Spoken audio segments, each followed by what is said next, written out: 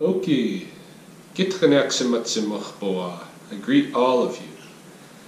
It's winter time again, and for the past few years, one of the things that I've done during the winter season is to undertake Blackfoot language learning projects. And what it's typically been, the way that I've approached it is in a manner that I'm going to increase my language speaking ability significantly over the season, while at the same time I try to create resources for other language learners that might not be as far along as I am in trying to speak Blackfoot. And I'm aware that a lot of language learners might not even have the language community, the speaking community, to access. You know, for instance, if you've moved away from the community, or if you're on the Niitsi'powahsin side, you might not run into too many fluent speakers on a regular basis. But in any case, what I do is a kind of a phrase a day project usually, where I would introduce a phrase and make a video about that phrase, how to pronounce it, any kind of cultural notes about it, kind of a breakdown of the grammar. And those videos I have been posting every winter onto my Facebook page. I just take them with my phone and upload them directly to my Facebook page. But I thought I would make a little shift in that this year. I still want to work with the phrases because to me what I've found is that when I learn a phrase and I start employing it regularly, that is when it's going to become second nature, and it's going to become, you know, part of my knowledge that I can just easily access because it's embodied, right? Just going to classes or just kind of studying academically a language, or just listening to it, trying to understand what somebody else is saying, you know, that's all good, but I think you only make progress as a speaker when you speak it. So that means that a lot of times, you know, you might have to talk to yourself a bit. And this is what, when you watch children acquiring their first language, they do a lot of talking to themselves, a lot of rehearsal, a lot of repeating. And as a language learner, you have to just go through that struggle. And so what I figured this year, the couple of changes that I would make, I would continue to introduce phrases and to be learning phrases myself, new phrases, things that are going to be very useful, things that I can say to myself or others every day so that they become second nature through the winter.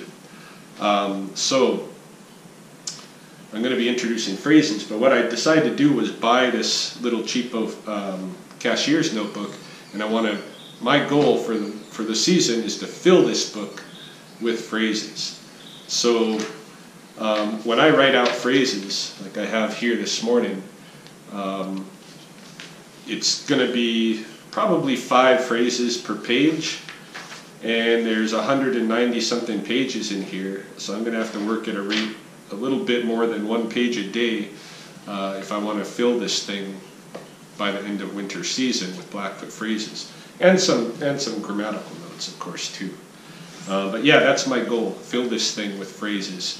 And while I'm filling this thing with phrases, make videos where I discuss them, describe them in such tutorial videos, just like I have in previous years. But rather than uploading them straight to my Facebook page, this year I'm going to upload them first to my YouTube page and then make links to my YouTube videos on my Facebook. That way I'll be sharing it more broadly, and I might get some benefit for it in the long run if it becomes popular learning tools for somebody.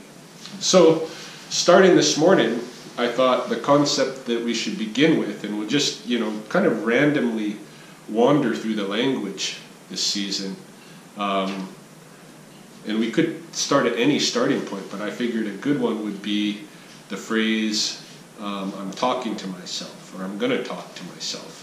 Because, like I say, if you're a language learner, and you really want to acquire the speaking skill, you're going to have to do a lot of talking to yourself. just like a child, you know, trying to acquire a first language.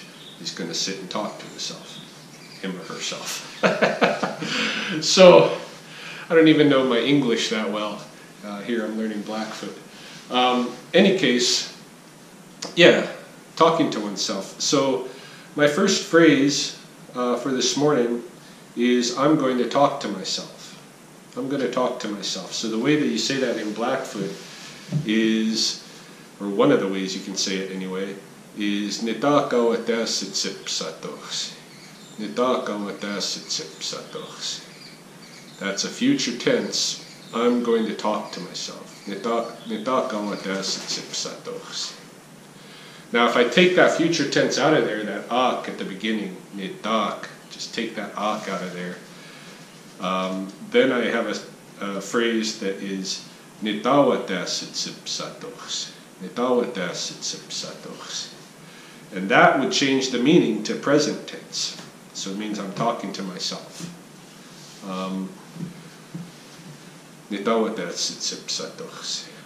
Now what if you took out the awat prefix in there? You see, like now it's Niitsi'powahsin. If we take the awat out, then it just becomes Niitsi'powahsin. And if we change it to second person instead of first person, Niitsi'powahsin, which means you're talking to yourself. Now why don't we need the awat?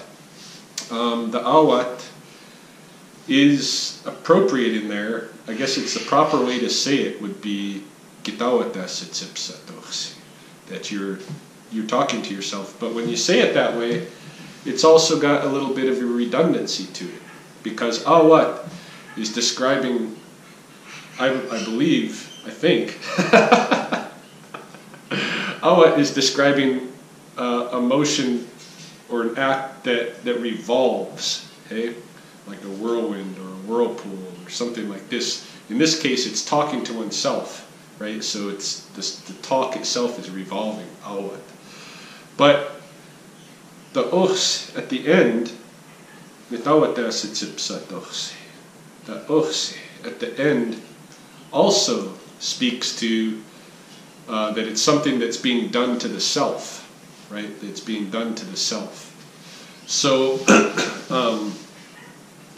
so it is a little bit redundant to say Niitsi'powahsin, but it's proper at the same time. And languages are just like this. They have things that occur that are regular in the language, but that might not make the most logical sense to be set up that way, but that's the way it is. In any case, you can get by with losing the awat. So if I said Niitsi'powahsin, that I'm talking to myself, it's okay. And similarly, I could throw the awat in there with like Niitsi'powahsin. You're talking to yourself. So you can leave it in there or take it out. If I don't use first or second person, but I use third person, it's a suffix. So it ends up being Niitsi'powahsin. That O at the end is kind of, it's spelled in the orthography, the current kind of a standard orthography, it's spelled like a W-A. But you don't hear it pronounced so much like wa, right? So Niitsi'powahsin. He or she is talking to him or herself.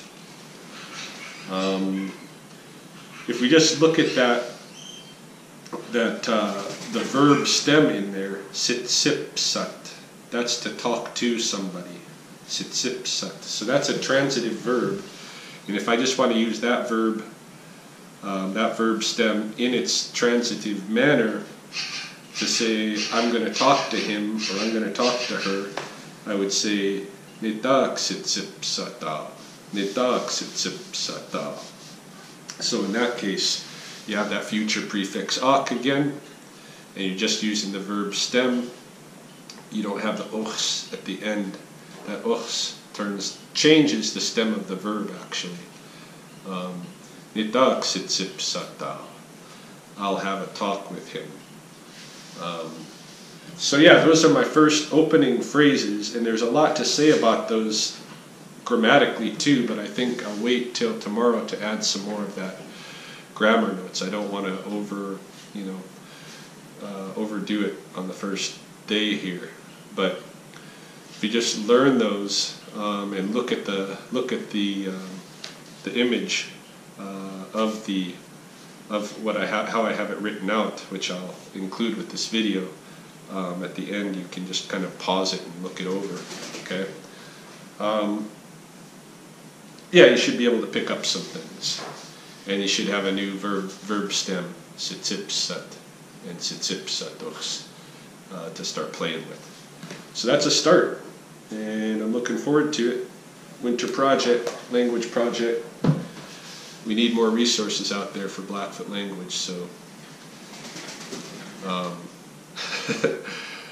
whoever can make them it's good to get some of that happening, and so I'm going to do what I can.